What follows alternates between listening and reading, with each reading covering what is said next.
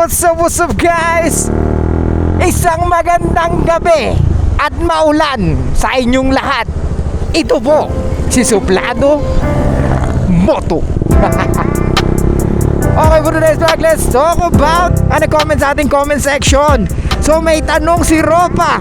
Ang tanong ni Ropa, ano daw ang masasabi natin sa sinabi ni Bugoy na gustuhin mo lang yung mga babae na may gusto sa'yo? Well, pwede mo rin naman gustuhin yung mga walang gusto sa'yo. Depende sa'yo yun. Pero I think ang ibig niya sabihin, mas patulan mo yung mga babae or jowain mo yung mga babae na talagang trip ka rin. Huwag kang mag-aksaya ng panahon sa mga babaeng hindi ka naman gusto dahil nagsasayang ka lang ng oras. Guys, let's be honest, minsan pinipilit mo lang kasi may ego ka. Diba? Totoo yun guys. Pagdating sa terms and condition, pag ikaw ang naghahabol sa kanila, for sure, ikaw ang susunod sa kanila. Saka kahit magustuhan ka niyan, Brad, kahit maging kayo, hindi guaranteed na susunod siya sa'yo. Kasi pwedeng mangyari niyan or mataas yung tsansa na pwede kang placeholder boyfriend. Yung mga placeholder boyfriend, ikaw yung mga nasa lugar na pwede niyang palitan anytime pag nakita niya na yung the best. So ngayon, parang ang dating mo, praktisan. Parang kang training ground, Brad. Ganito yung gusto kong vibe eh. Pero, syempre, mas gusto ko mayaman, pogi, di ba? Let's say hindi ka ganun kagwapo, cute lang, hindi ka ganun katangkad, pero magaling ka mag-basketball, something like that. So kumbaga, nako-compromise. Kumbaga, may humahatak na attraction kahit papano. Kaso nga lang, meron pa siyang mas the best na hinihintay. At yun nga, hindi nga ikaw yun. So placeholder boyfriend ka, Brad. So kaya nga, wag mong pipilitin, mga Ropa, wag niyong pilitin ang babae na hindi talaga kayo gusto. Kasi sayang ang oras nyo at sayang ang mga bagay na binibigay nyo sa kanila.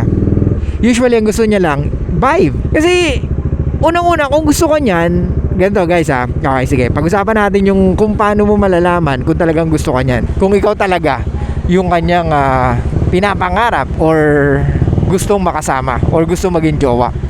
So ganito, Ropa. Karamihan ng babae, maraming kausap na lalaki. Expect nyo na yan. Kahit average lang itsura, mas lalo na yun. Dahil tandaan mo, mas maraming average. Average na lalaki at average na babae. So sila magtatagpo, 'di ba? So, yung mga average na babae, pwedeng magkaroon din ng access sa mga masasabi natin na exceptional guy. So, paano ko malalaman kung talagang ako yung gusto nitong babae na to? Well, malalaman mo kung gusto ka niyan, yan yung mga babae na hindi ka pinaghihintay sa message. Number 1 yun. Yung nagre-reciprocate agad. Yan yung pag inaya mo, G ka agad. Diyan mo malalaman na talaga itong babae na to, pwedeng mataas ang attraction sa'yo. Kasi kung hindi ganyan yung babae or hindi ganyan ang pinapakita sa'yo ng babae, then huwag ka mag-expect na magiging jowa mo yan yung 3 araw bago mag-reply. No need, bro. No man. Malayong malayo sa katotohanan na gusto kanyang babae na yan. Kung magre-reply after 4 hours, naku po, ang labo, Brad. Napakalayo ng attraction niya kumpara sa attraction mo sa kanya, di ba? Kaya itigil mo na agad. Ibaling mo yung oras mo sa mga babae na talagang gusto ka. Eh paano yun? Suplado. Wala nga akong makitang babae na gusto ako. Yun ang problema. So dyan papasok yung mga bagay na sinasabi ko. You need to be attractive. Kailangan mong gumawa ng paraan para maging attractive ka. Kailangan mong mag-improve or improve yung game mo. Kasi pag wala kang ginawa para mag-improve ka, then sayang naman yung kabataan mo na wala kang ginagawa para sa sarili mo. Na magugulat ka pag tanda mo, oh my God, anong ginawa ko nung kabataan ko? Diba? Nasaan ako? Umiinom? Nag-games? Tumatambay? Wala. Tropa-tropa lang. Then what? Ano nakuha mo? Wala. Diba? Kaya mga Ropa, dapat pagbutihan natin sa buhay. Hindi puro tambay lang, hindi puro tropa lang din. Dapat may konting diskarte rin, di ba? Kailangan may improvement tayo pagdating sa EA. Dahil tandaan mo, yung mga tropa mo pwedeng mawala yan anytime. Pero yung mga babae or yung babae na makakasama mo, puta lifetime. Di ba? Pag pumili ka na ng babae na makakasama mo pang habang buhay, hindi pwede na wala kang game. Hindi pwede na wala kang alam. Di ba? O, balik tayo na sa pinag-uusapan natin. Kailangan mong piliin yung babae na gusto ka. Okay? Para mas madali sa'yo na i-please siya. Gets? Kasi ang mga babae na hindi ka gusto, mas mahihirapan ka. At pag binibigay niya yung mga bagay na kailangan niya, though hindi ka niya gusto, pwede niyang mapagbigyan ka. Pero wag mong i-expect na talagang genuine lahat ng ipapakita niya sa'yo. Minsan talaga, nakukuha niya lang yung gusto niya sa'yo. Pero hindi ka niya totoong gusto. Maliwanag? Eh paano nga yun, suplado? Anong gagawin ko para mas mag-improve ako? Eh di mag-approach ka. Ano sinasabi ko madalas? Kailangan natin mag-approach ng EA mga ropa. Kasi pag hindi ka nag-approach ng mga EA, paano mo malalaman or paano mo masusubukan or paano mo mai-improve yung game mo? Di ba? Kailangan mong gawin yon. Lahat ng madali, walang kwenta. So yung mga mahihirap gawin, yun yung dapat mong ma-earn. Gets? Hindi pwedeng chicks ka agad. Ano yan? Ang swerte mo naman. Ang pogi mo naman. Ano, wala kang gagawin? Andyan na yung chicks agad? Puta, hindi ganun yung Brad. Lahat ng bagay na gusto mong makuha, kailangan mong pag-aralan at paghirapan. Gets? Hindi ka babae na binibigay halos karamihan lahat sa kanila, pero karamihan sa kanila hindi pa rin masaya. Gusto mo ba yun? Kaya nga tayong mga lalaki, madali lang tayo i-please. Di ba? Pero, bakit ang mga babae, hirap na hirap silang i-please tayo? Kasi nga, hindi nila alam kung paano mag-retain ng lalaki. Ang alam nila, sila lang ang dapat pagsilbihan. Ang alam nila, sa ganda nila, mag-i-stay ka na. At alam nila, sa hotness nila, maglalaway ka na. Na hindi nila alam, hindi yun pang long term. Kasi, darating at darating, natatanda rin siya. Mawawala yung hotness niya. Mawawala yung ganda niya. Ang tanging titignan mo na lang sa kanya is yung ugali niya. At kung paano kanya alagaan bilang kapareha niya. Gets? Kaya mga ropa, piliin nyo talaga yung mga babae na gusto kayo.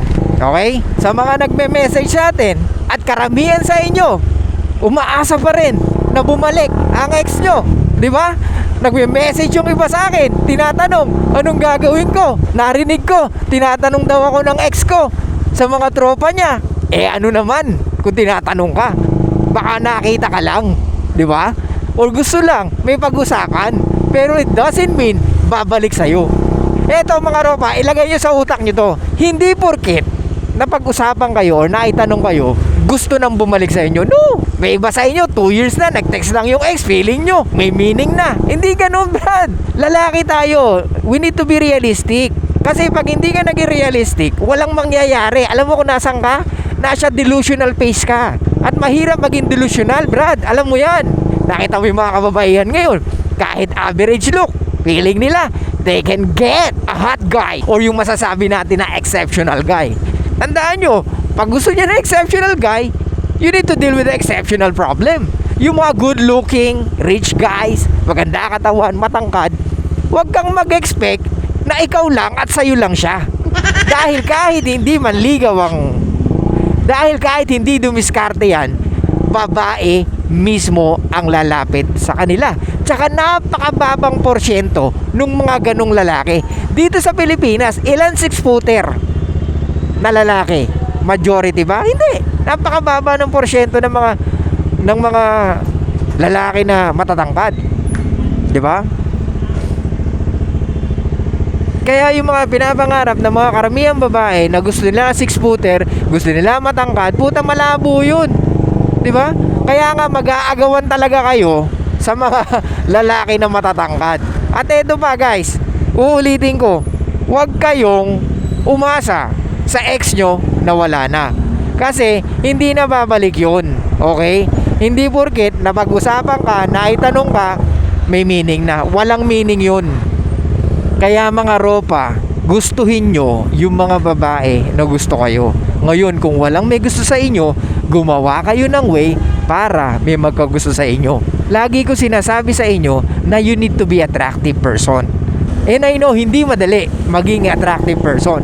Kasi talagang dapat matutunan mo. Pero kung wala kang gagawin, especially sa pag-approach ng EA, wala na Brad. Sayang lang ang oras mo sa patambay-tambay mo at pagko-computer mo. Rejection is part of the game mga ropa. May nag-message sa atin, may babae daw siyang kinilala pero nireject siya. Kahit nireject siya, tumitingin-tingin pa rin sa kanya. Why? Kasi sa mga babae, bihira nila ma-experience na ina-approach sila ng mga lalaki. Kasi karamihan ng lalaki ngayon, duwag or walang itlog na mag-approach ng EA. Guys, be fucking indifferent. Hindi naman porket sinabing indifferent, totoong wala ka ng pake talaga. It means that iba ka dumiskarte. Being indifferent, it doesn't mean wala kang pake. Ano ba ang pinakagusto ng mga babae sa lalaki? Of course, yung pagiging confident niya o yung confidence ang hinahanap ng mga babae sa lalaki. Dahil karamihan ng gusto ng babae sa lalaki ay yung mga bagay na wala sila. Gets? Matangkad, smart, matalino, confident, di ba?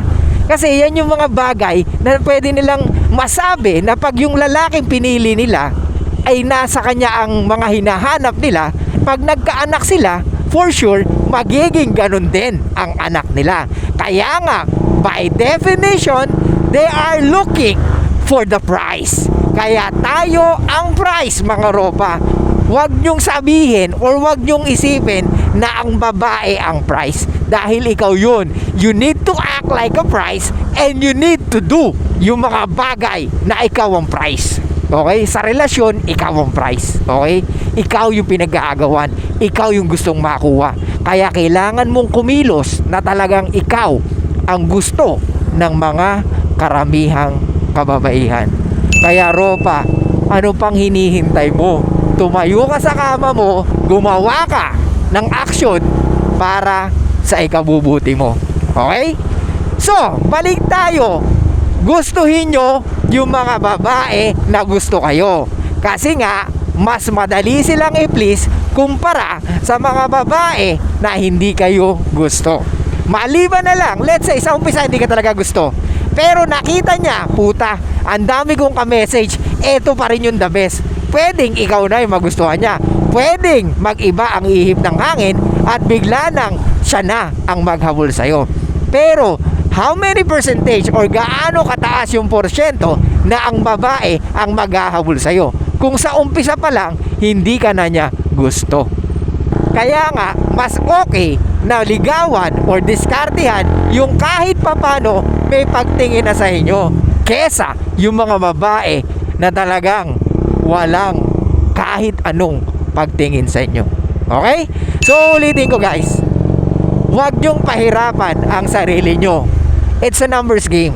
If you want to improve your game, if you want to improve your relationship, you need to keep on approaching women. And you need to entertain yung mga babae na talagang may gusto sa inyo. Okay? So ayun lang guys, thank you so much. I'll see you guys next time. And bye-bye. Malamig na gabi at maulan na gabi sa inyo lahat. Show love and peace out.